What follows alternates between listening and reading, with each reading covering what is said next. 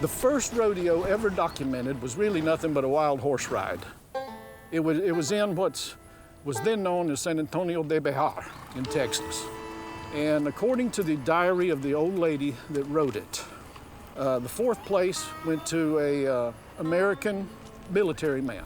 The third place went to Don Antonio, a local Hispanic man that probably been there 200 years, his family. Second place went to a Comanche Indian named Long Quiet. And first place went to a guy, they just said, went to Young McMullen from Florida. Now, I don't know if his name was Young McMullen or if he was a young man named McMullen, but he was from Florida. So we were spreading our skills a long time ago.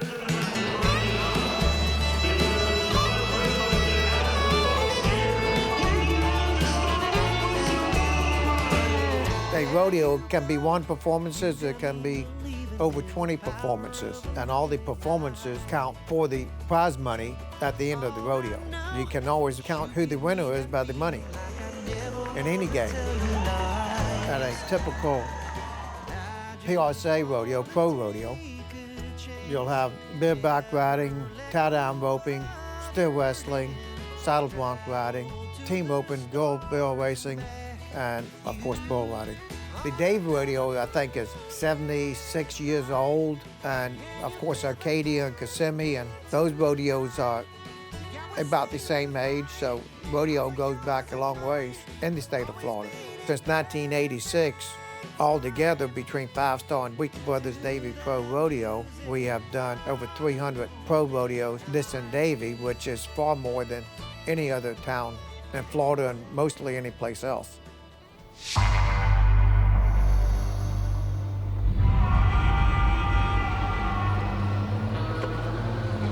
This is all of our recycled asphalt here that we crush. My name is Troy Weekley. I'm president of Weekley Brothers Davie Pro Rodeo and vice president of Weekley Asphalt Paving.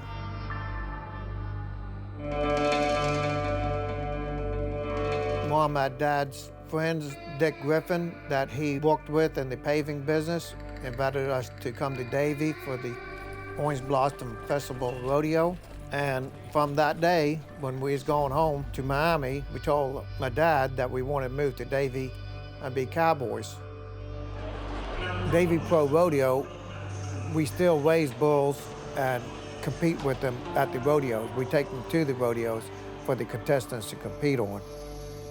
We have pastures all over Davie and South Florida, but we enjoy raising them and seeing if they buck. Just because you raise one don't mean he's gonna buck, but we breed them to buck. We're fortunate enough to have a practice pen that our kids practice in. My grandchildren learn how to compete, win and lose, and it gives them an opportunity. They have to practice every day if they're gonna be good, so the commitment in their life from 8 or 10 years old is practice every day to be good. We have cattle that we keep for the kids, and I think that's the trying point is try to keep enough cattle for them to practice on and keep the kids competing well. Stay sharp, that's a good one. Rope him, when he steps, you go. Between you and your horse, you've got to figure out how much to let him out, where you'll get, because if you break out of the barrier, you get a 10-second penalty at the rodeos. My dad and his brother were the first two in our family that did it. When they were real young, they rode rough stock, bulls and bucking horses, and then they both started roping as they got older. Basically, families got to be together and practice together because it's not a team sport where you turn your kid over to a football field to practice. You've got to go with them and practice with them to help them achieve what they want to do. Definitely, like any other sport, it teaches a lot of sportsmanship because you're not really pulling for a team, you're pulling for yourself, but at the same time, you're pulling for your buddies to do good, and it definitely teaches you a lot of sportsmanship like any other sport would do. But for the most part, it's all about people being together and enjoying the time being together, doing what they love to do. with the roping events, like in the team roping, you have 2 horses, a steer and 2 humans trying to catch 1 steer. So there's a lot more stuff that can, happen to make it not work out right. In the rough stock events, it's just 1 guy against 1 animal, but it's definitely not easier.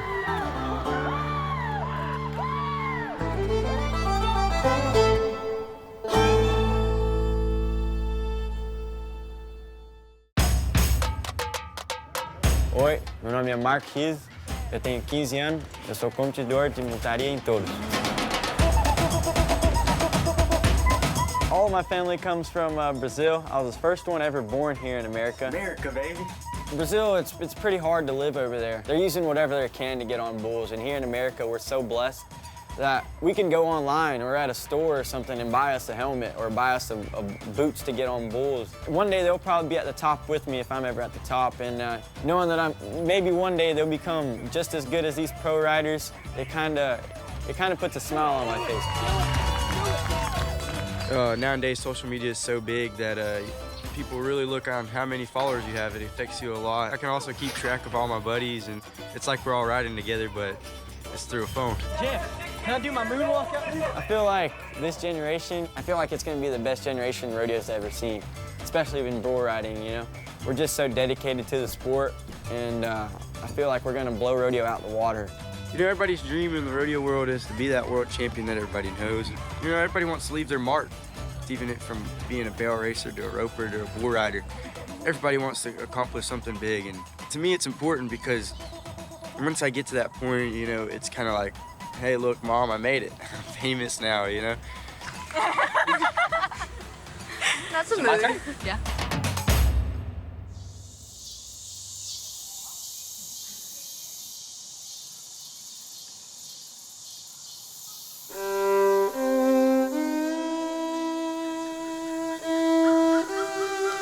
Well, if you walk into any schoolroom in America and ask the kids there, where did cowboys and cows and horses first come from, the answer is going to be Texas or Wyoming or Oklahoma or something like that. But the truth is that the first cows and the first horses that ever stepped foot on the land that became the United States of America landed in Port Charlotte Harbor in the year 1521.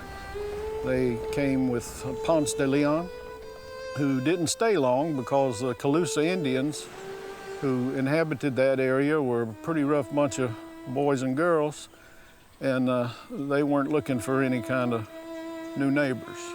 And they sent them packing, but they left the cows and they left the horses. And oral history has it that those were the first cows and horses to run wild in what is now America. My name is Doyle Connor. I'm from Monticello, Florida, up in North Florida. I'm a 7th generation Floridian. My family's been in the farming and cow business since the early 1800s. My father was the Commissioner of Agriculture of the state of Florida for 30 years. And so I grew up in agriculture.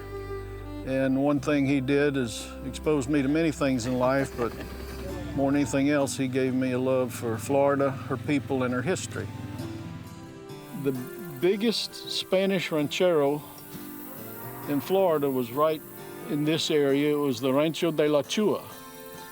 You are in Alachua County, so the name of the county came from that ranch that was established not in the early 1500s, but the mid to about 3/4 through the 1500s.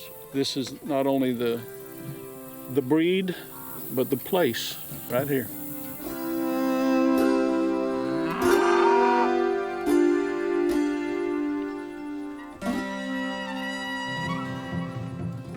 We know that from at least 1510 through the middle of the 16th century and all the way up until 1565, there were Spanish explorers, even though a number of these explorers may have brought a few head of cattle with them. We have no idea how long these cattle might have survived in the Florida wilderness, because everything you can think of that could attack a herd of livestock survives well in Florida. And so it wasn't until 1565 when Don Pedro Menendez de Avilés founded St. Augustine and established a colony there and brought a herd of cattle with him, that we begin to see cattle having some better chance of survival. And from then on, even though the Indians didn't take well to them, the Spaniards would be able to bring cattle that could survive in Florida.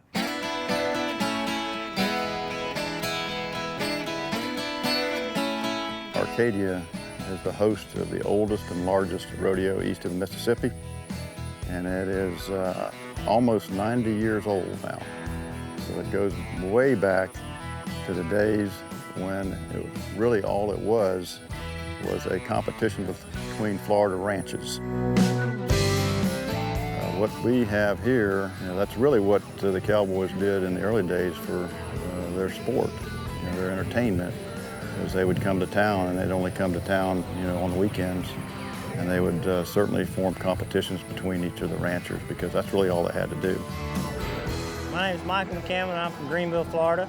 And I work on a ranch 5 days a week, and most of the time, Friday and Saturday, I'm off going to a rodeo, whether it's here in Florida or Georgia, Alabama, Mississippi, Tennessee. I go all over the place. There's an adrenaline factor that goes with it. There's a big adrenaline rush, and there's nothing like it else in the world. I mean, you gotta love it. If you don't love it, then it's just another job. My name's Ernie Corson, Jr. I ride bulls and work on a ranch. Being in Florida, everybody knows you. I can't go anywhere without someone knowing me. When they go in the chutes up there and get loaded in the loading lane, I'll put my rope on there and I'll pray over them. And I don't just pray for myself, I'll pray for the bull, that he has a clean buck and clean out. I just kind of try to be friends with him, get to know him. I'll just tell him, if you respect me, I'll respect you, and we'll just go out there and try to make it work together. Being a Florida Cowboy means you kind of deal with everything and anything that can get thrown at you. You take it, and you kind of just keep rolling no matter what punches come your way. You take the punches, hell, you might even ask for more. And you enjoy it, no matter how much you get beat up, how much you get hurt, you still push back to go and do it again, because it's who you are, and that's what cowboy means to me. So I about got castrated today. I got tossed up under him, and he really stepped on me pretty good. It's not the first time that's happened. It probably won't be the last, but it's pretty damn scary. I started when I was 9.5, and I'm still dealing with a lot of injuries from when I was young that I shouldn't have had, but I was one who pushed my parents into letting me do this, so I'd taken full responsibility for those injuries. And that's part of bull riding. It's not if you get hurt, it's when and how bad. So that's where I kind of suggest wait till you got a better understanding of who you are and what you really want to do before you go and hurt yourself. There really ain't nothing like this. You got stuff that's close, dangerous-wise, but you're never going to get anything quite like this. Nothing quite like rodeo.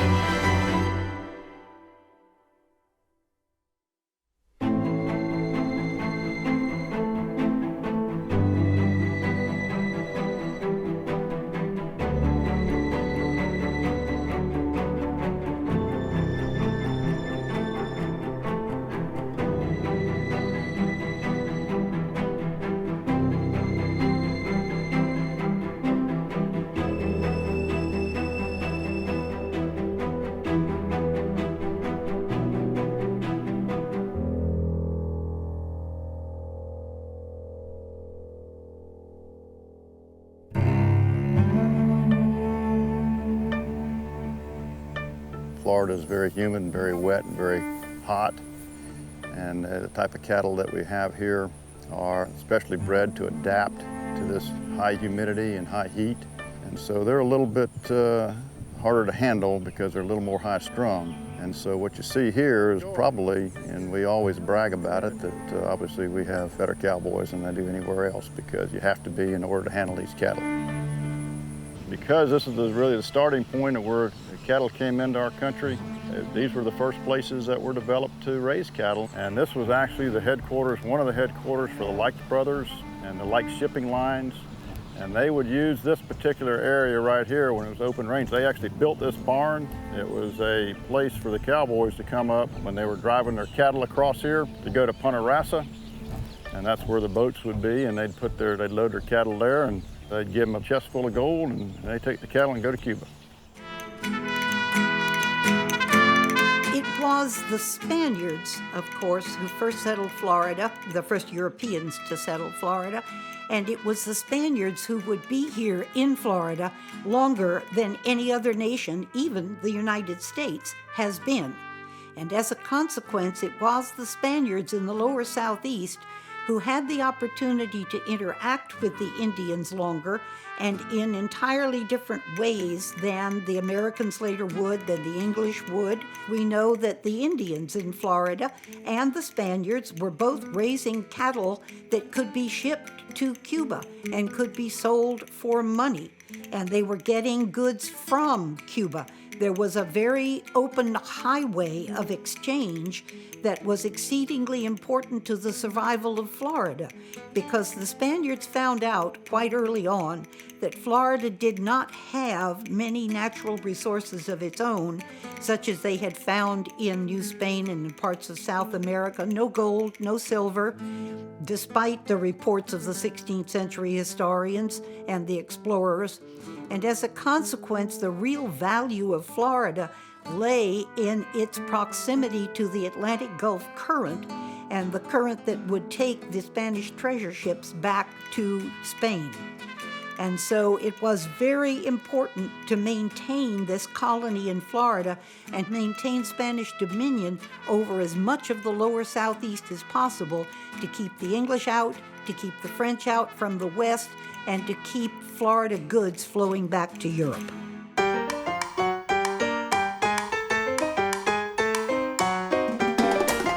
In Cuba, there's a lot of agricultural period. You know, there's a lot of farmland. A lot of the younger regime, the Cuban, that come over here, they know how to ride a horse. They know how to harvest land. They've been there and done that because that's what they did, or their parents and grandparents did, to survive. Para ser un vaquero cubano, o bueno, que lo siga tratando de hacer y que enlacen. Que no se rajen cuando los tiempos se ponen duros, porque no siempre va a ser fácil. Se pone difícil. My name is Lazaro Perez. I've been around horses all my life. I've been roping probably for about 40-some years. When I was a kid, I tried to practice 4 or 5 times a week if I could, and then go to the ropings on the weekends. Other kids would go play baseball, I'd go rope. We are here at Miami at Felix's Arena, and here's where you find the best Cuban ropers.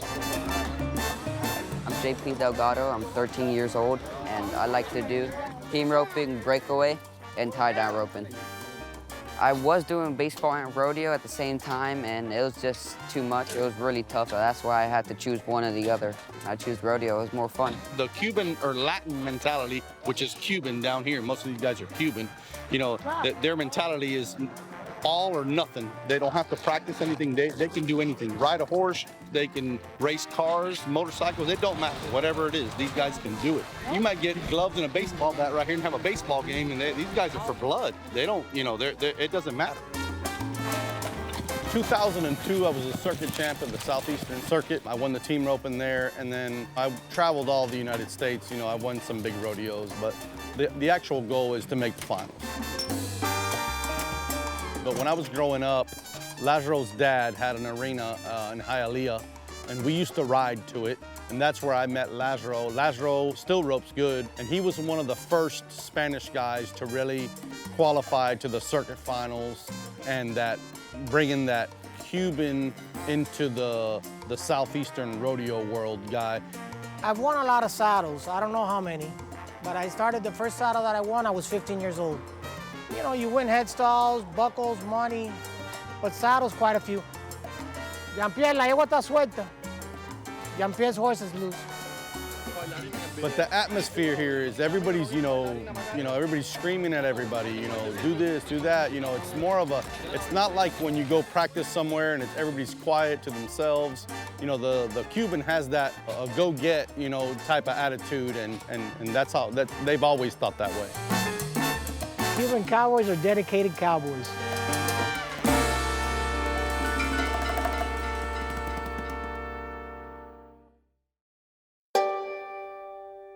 The first time I got on a bull, I was probably 10 years old, and the first rodeo I've ever entered was in Fellsmere, and I won money at the first bull riding I ever entered also, and I was hooked ever since. I'm D. Lewis, and I'm a professional bull rider. You gotta lay it all out on the line. So if you got good work ethic at work, and you put it all on the line at work, you should succeed at bull riding, because your mentality is to work hard at what you do, and do the best job you can each and every day. And I'm making money to provide for my family and get down the road to enter these rodeos.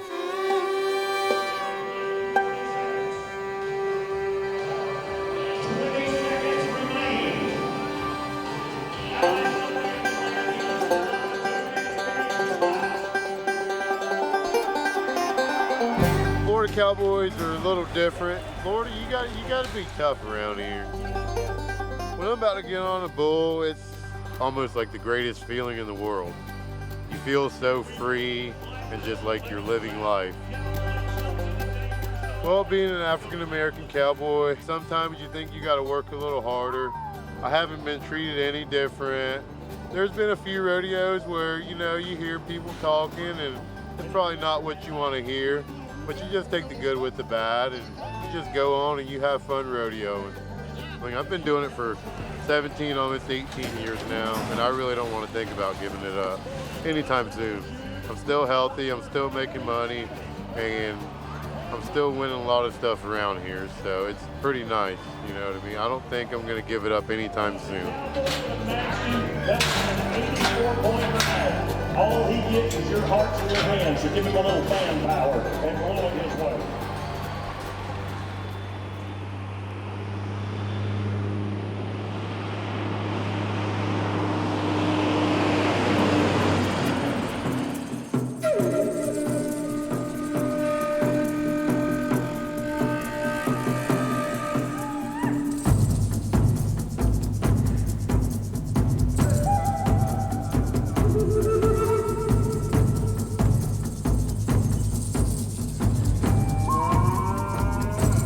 We raise these for bucking bulls, just like anything else. They're like race horses. You find a good mom and you find a good dad that will buck, and hopefully you'll get you a bucker out of them.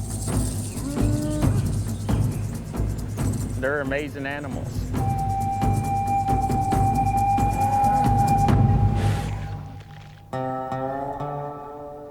We bought the rodeo company from Troy Weekley back in 2006. I was hauling bulls and, entering rodeos and stuff like that just to be a part of it, and I would haul bulls to them. Ocala was actually our first rodeo that we put on after we bought the rodeo company. Coming from a Seminole family, we were horse and cattle people. And just like anything else in Florida, cowboys were in Florida 100 years before they were out west.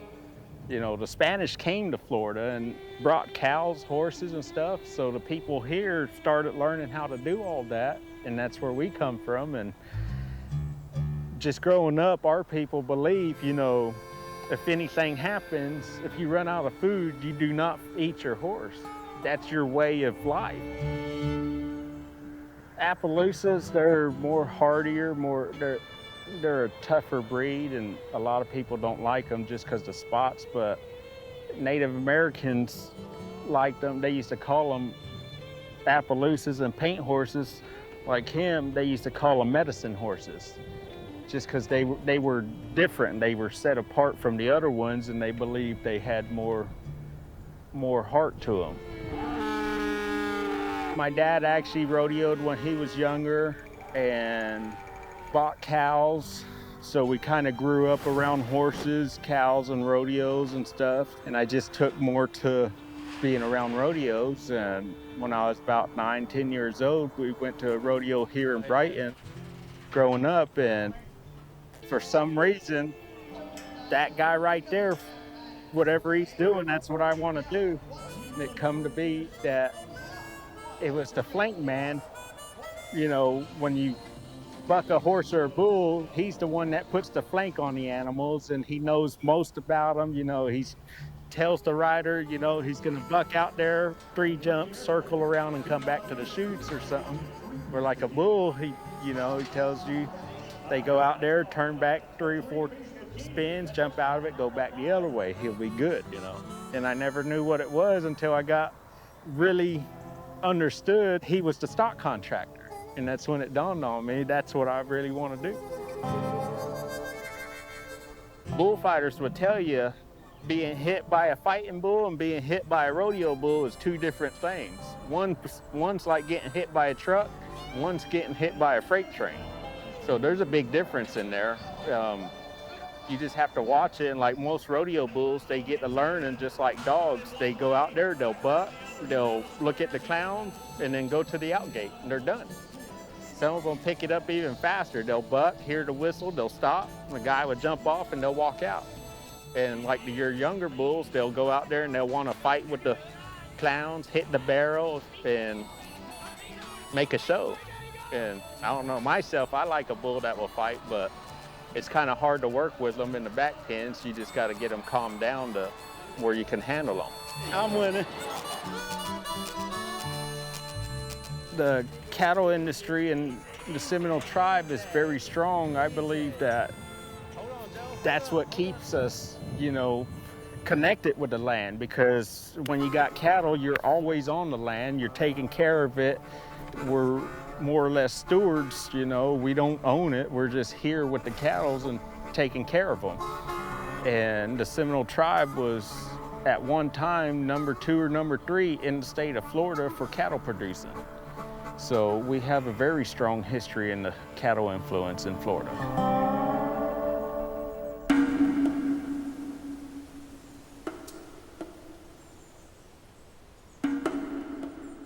One of the people whom the English hired to keep cattle for them was a man who was known simply in English to the settlers, to the English colonists, as cowkeeper. He became very, very wealthy, and he had herds, he had a huge place to live, and he had other Indians working for him out near the Alachua Savannah on the south side of Alachua in an area that we call today Payne's Prairie.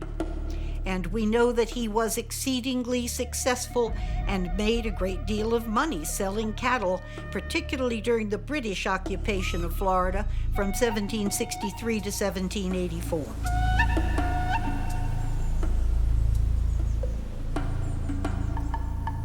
My name is Paul Bowers, Sr.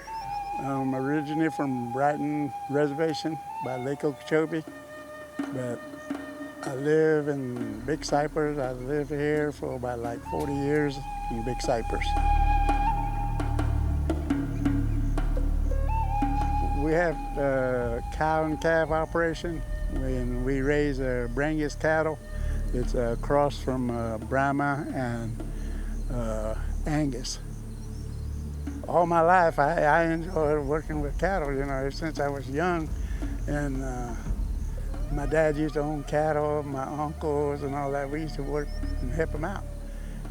When I got out of school, there was no jobs or nothing, you know, and you couldn't get a job. So you looked for a job, but you couldn't find none. So I just went into service and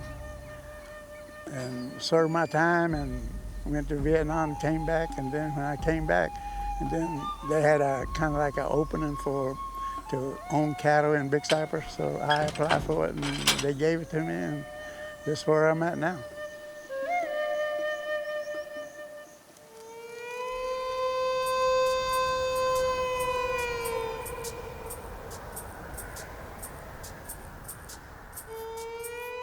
we're down farthest south in Florida where we raise cattle. So about right here is where it pretty much stops. And I mean, a lot of swamps, a lot of water. You got to deal with the mosquitoes. You got to deal with the gators. You got to deal with the snakes now, the pythons that are out here. You know, we lose a lot to the predators. Panthers have increased in numbers. You got to deal with the rainy season, and it's hot. I mean, even right now, it's hot right now because we just got done working these herds, and you know, there's a lot to deal with. You know, I mean, we also can go through a drought, which we had a good, you know, pretty good dry season this year during our winter time. So I mean, and then I mean, it can go from drought to you're underwater in a week.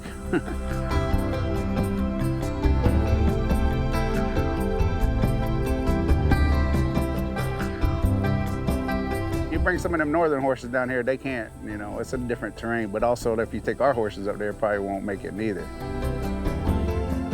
I'm Josh Jumper. I'm part of the Seminole tribe, and I'm from the Big Cypress Indian Reservation. Well, my history gets to go back a long ways when the cattle industry started with the Seminole tribe. So my grandma and my grandpa had cattle, you know, when they first started. So I mean, we've always been in it, and it's, shoot, I think they started getting them back when, you know, from the Spanish people, you know, Spaniards when they were here. So, you know, they had the cracker horses too as well. And my dad actually still has a few of those cracker horses that he gets to raise. When they put on the rodeos, that's what helped them become a tribe back, you know, in the 40s, I guess it is. They used that money to fund them to go to Tallahassee and be able to speak. So it sent our people up there. I'm third generation rodeo. My grandfather did it, my dad did it, I do it, all my brothers and sisters did it. And we're still rodeoing pretty good. I got nieces and nephews coming up, we're rodeoing too pretty good. In traditional ways, the men work, bring home, you know, they provide for us, but the women are what hold the tribe and hold the families together. Our traditional clans and stuff are passed on only through the mother. Really, when the tradition stays alive, it's through the women that it stays alive. There's actually a lot of girls who did not know that women were allowed to team rope, you know, with guys. You've got to prove yourself that you meant to be here, and that's really what I had to do. I had to really prove myself that I was meant to be here and be able and meant to compete against these guys. You know, history, we've always had cattle, and that's been our source of income and you know source of food and whatnot. But keeping that tradition alive, it's good for the land. It's good for, you know, the Seminole tribe itself. My grandmother was one of the only chairwoman, you know, the woman that was a chairman, you know, for our tribe. And so, you know, it goes back, our history goes back a long ways. And, you know, I just love being part of the Seminole tribe and, you know, just being a Native American, being Seminole, you know, being unconquered. You know, we take a lot of pride in that and, you know, what we do. And that pride also, you know, just growing up as a kid always stood with me no matter what I did, you know. So it carried on through my whole life and still carries to this day. And I wanted to pass that down to my children. And, you know, I try to pass that down to them and, you know, teach them the history and teach them who we are.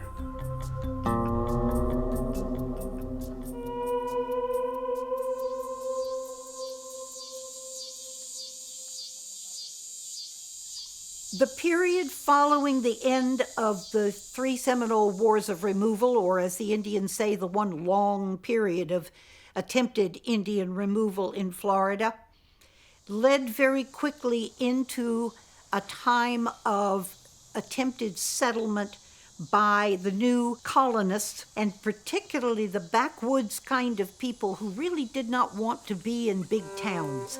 They wanted to move out into the wilderness, the Daniel Boone kind of people who wanted to get out and be free. They placed a great value on being able to be undominated by any government or by anybody else.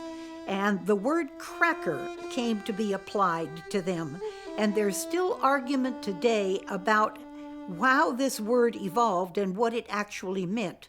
There are some people who say that it applied to the cracking of the whips that these people used as they drove a team of oxen or even a single oxen through the undergrowth. And it was still so still in Florida that you could hear this whip cracking all the way across the landscape for miles. Then there are some people who say that cracking refers to, or crackers refers to people who lived on cracked corn, because corn was very much a staple of the diet. And both of these things, I think, are true, and as a consequence, these were very poor people living in Florida, surviving on their wits and surviving in the wilderness, and they came to be known as crackers. The history from right after the Civil War, cattle ranged free in Florida, just like all the western states. And Florida indeed was the last state in the Union to have a fence law. Until 1949, if you're driving down the road and you hit a cow, you owed the rancher for the cow instead of him owing you for the car. Same thing applied to railroads. It has been said that in hard times, some unscrupulous people might hold their cattle up on a railroad track waiting for a train to come by. I don't know anything about that, but it's not beyond the cracker character.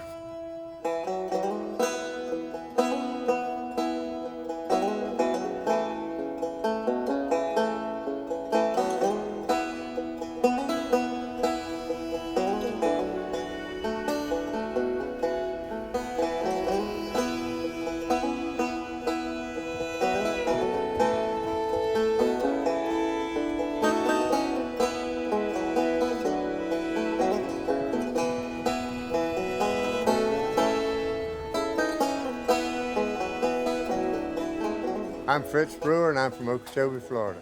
I'm a rodeo judge. I belong to the Professional Rodeo Cowboys Association, and I judge probably 20 or 30 rodeos a year.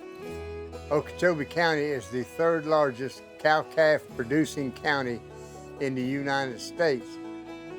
Florida annually ships about 500,000 calves out of here every year. Used to be, years ago, there used to be big ranches down here. I'm talking about 25, 30,000 acre ranches, 50,000 acres. This is good land here, it's good cattle land.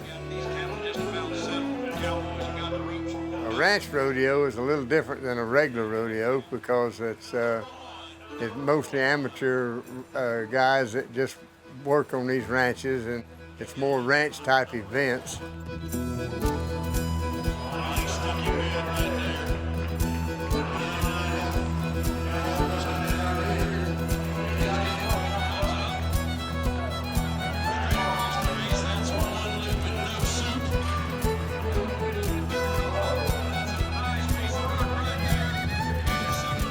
We had the ranch bronc riding and the team tying.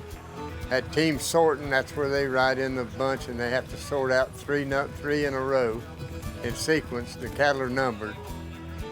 And then we had ranch branding, where they have to rope him, hold him, throw him down. The girl runs out there with a branding iron and brands him. And then we had the bull riding.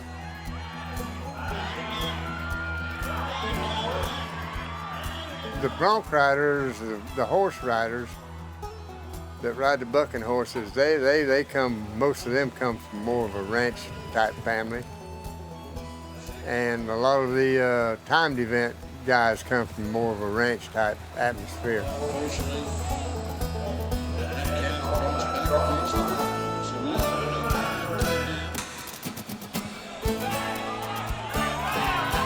They're just working cowboys is all they are. It's everyday ranch work.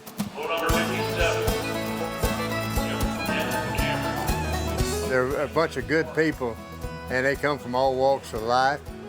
Most of these guys, especially the bull riders, by the time they get 25, 26 years old, they're pretty well done. They start out when they're 16, 17 years old, and by the time they're 25, they've been beat up so bad they quit.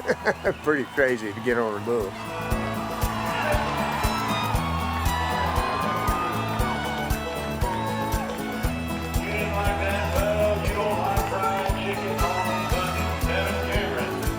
I just love it. It's just a great sport to me, and I've been involved in it most of my life. On number 57, please give it up to Sister qualified drive. Her hands in the gear,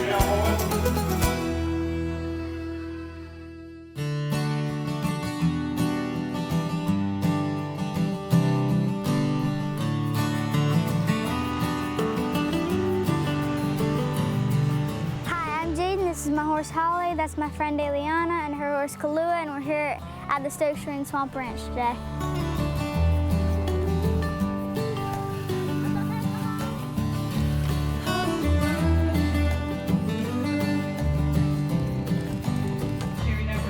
Today was called the FBRA, which is the Florida Barrel Racing Association. It's been around for a really long time. We're in Polk City, Florida, and we're trying to provide a place for people to come and run their horses and still see the rodeo without having to have the high expense like you come to for professional rodeo, because they only have them certain times of the year. So we provide this 10 months out of the year. Barrel racing is like, well, it's just like a regular sport. I want to beat my time. I want to be faster than that other girl. It's a drive. And if you have that drive, then you're going to keep doing it. It's almost like an addiction. It really is. It's a lot of dedication. It's an everyday thing. It's not just every once in a while thing. It's an everyday, all the time. You have to practice, practice, practice, just like you do with any sport. And the more you practice, the better you're going to get. This horse, especially in particular, I've had him since he was 4.5, and he's 16 now. Very big attachment, especially to this horse in particular. And he's like my soulmate. Horses are better than a husband because they don't talk back. They might act up, but they don't talk back. So you can yell at them and they'll just look at you like, oh no, I'm gonna die today. Anybody that wants to come to learn how to ride like barrel horses or ride a horse, trail ride, or ride a bull, they can come and learn. I would say it's a very unique place. We're in the swamp. You're not gonna see it just anywhere.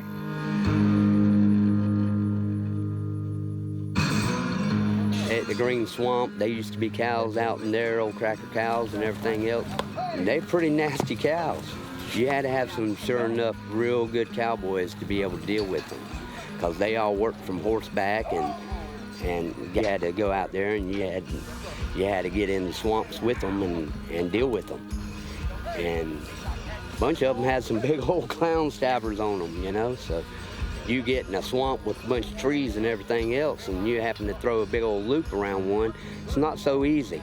You got all the trees to worry about, you got them big old long horns to worry about and everything else, and you had to have a sure enough crew that was there and ready and able to help you.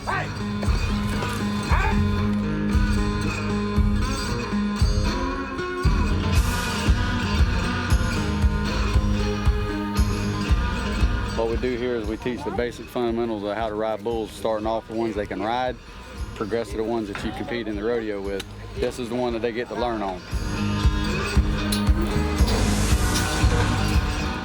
We teach them the fundamentals of riding without their gear, so they'll be able to learn how to ride before you put the gear on them. So when the gear does fail, they can still ride. Now that's how you ride a bull. I mean, it gets in your blood and it don't leave you. So I mean, I got to do something because I'm too old to do it for a living anymore. So I live through these guys now, you know, helping them out and making sure they're doing it correctly and right. You ready to be a world champion? I know you are. This is what dreams are made of. This is how they start, okay? You ready? Squeeze with them legs, do everything I tell you to. Son, ride it. Come on, come on, come on. Oreo. Oh, shoot. You okay? You okay? Bull riding is so unpredictable. Anytime you're gonna wind up getting hurt. Any given time. It could be a get off, you could land on your feet, whatever, one maybe catch you on the way out, you know? That's just how it is. When I get bucked off, I try to land on my feet and get away from the bull as best I can. I know any of them can hurt you, no matter. They all have like different personalities and stuff, and it's just fun to ride. Sometimes the bull will chase you, and sometimes you just fall underneath them and they'll step on you. As a lot of people know, bull riding ain't for everybody. It's a very dangerous sport. You get hurt doing it. But if you're gonna do it, be the best. Show everybody what you're about. Anybody can be anything they want to be. People don't want you to do it or not. There's a lot of people that don't want me to do it, but I do it just so I can prove to everybody that you can do what you want to do. Let me take. Right. Yeah, it's a rodeo. There's not, you can't rehearse it and coerce it. It's gonna happen. Things are gonna happen.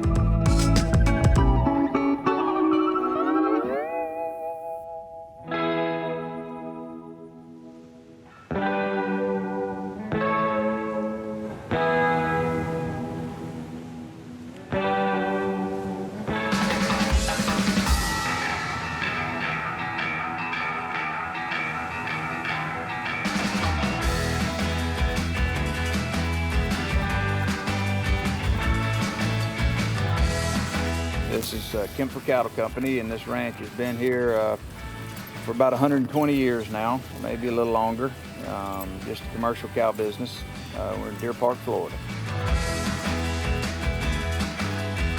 I'm Parker Kempfer, and I'm a professional saddle bronc rider. Yeah, professional rodeo is no different than any other professional sport. You know, we're working hard at it to be the best athletes that we can be and put on the best show for the consumers.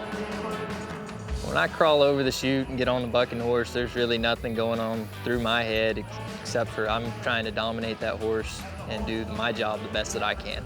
Because I cannot control what the other contestants and their horses do, and I can't control what my horse does except for I can try and help him out and help him buck to the best of his ability if I'm in good timing with him and staying off his head, and I just try and beat him to the ground every jump and try and do my job the best that I can.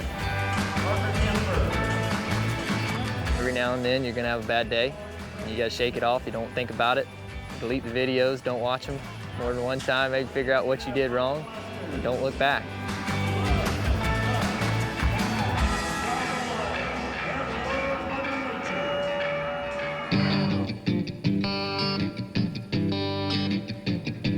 Today we're having a bull sale here.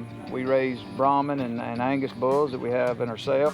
We're proud of the heritage and what we've been able to do as far as keeping this ranch in, or keeping it in agriculture and in the cattle business. That's how we make our living, and hopefully we can continue to do that for generations to come. We raise bucking bulls for the Silver Spurs Club. We're all club members here.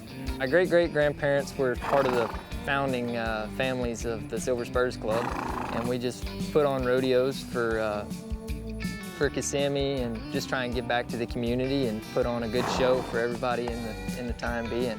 Well, the Silver Spurs Club was formed in the early 40s by a group of people that they were trying to sell war bonds was one of the things they were doing, and they done it for entertainment for themselves. When I was a kid, there was no Disney or none of that here, and that group of families did they did quite a few things together actually back then, like barbecues and just the way of life it was back then. It was just a little different way of life. Oh, we've always been interested in it. My brother and I, twin brother, always loved the bulls. We started raising rodeo bulls too, but so we do that here, and now kind of somewhat in charge of the Spurs stock all together, so horses included. Parker didn't even get started in rodeo until late in his senior year of high school, and he'd been wanting to do it. He was like to play football too, and I told him that riding bucking horses and football probably wasn't a real good mix, but after his senior year of high school, we finally talked us into letting him get on some bucking horses, and it worked out good too. He can get on colts for us. He says he's our bucking dummy when we're trying young horses for the Silver Spurs, but no, he rides well enough that these young horses, sometimes they need somebody to stay on them long enough to really see what they're going to do, and that's been, kind of fun. But he's been fairly successful, and that's been fun to watch, and hopefully he can take it on and do even better with it and make a career out of it. If not, he'll be coming back here to work with the rest of us. Most of these professional cowboys, they will not, if you just bring a wild horse to the rodeo, they're not going to get on it. But it takes quite a few years to get to the point where you got a bucking horse. To get to that point is pretty hard, where in the olden days, they'd just bring a bunch of old wild horses up there and they might run over and jump the fence or lay down or whatever. And you gotta have one that they kind of know what he's gonna do. Professional rodeos, once I started going there, it's like I didn't want to go anywhere else because just the energy's a lot different. Competition is great, and only think to get better, you got to go up against people that are better than you, and it makes you want to strive to be better. Professional rodeo is the best of the best. You're getting your top cowboys, and you're going to get on the best horses that there are, and it's going to be the best show. I think the values of people in the Western lifestyle and rodeos tend to be honest people and hardworking people, because to take care of your animals and all that takes a commitment to do it every day. And I think they know it, but it teaches their children to know the responsibilities of life and how to be a good person. Being a cowboy is a lifestyle. You just don't wake up one day and say, I'm gonna be a cowboy. There's not many real cowboys left. The Florida cowboy is just rough, tumble, never says die, ever. That's never one thing we really do, is we don't quit. We keep pushing. I think we're trying to be part of history because we're trying to make something that's dying out. So we're trying to keep rodeo alive. Most people don't know it, most people don't understand it, and most people don't see cowboys. They just don't do business close to the roads. You got to get off the road to see them. They're still out there. From 1521 to this moment, cattle have been very important to Florida, and Florida's been very important to the cattle industry in the United States. I hope and pray that as people realize the importance of leaving this land as it is, that we're able to save the cattle industry in our state. When we look at Florida and all of its history and all of its variations, because Florida has a very varied and a very exciting adventure as the basis of its history, we still have threads in Florida history that bind all of these centuries together. One of them, of course, is the land and the fact that we still have land that's available. Another one of them is the sunshine that still continues to bring people into Florida. One more of the threads is its attachment to cattle and its value as a place where cattle can be raised and where there are people who understand the cattle industry and cattle raising. So cattle have been exceedingly important, not just economically, but socially and culturally. They've provided that thread that has held Floridians together through all these centuries.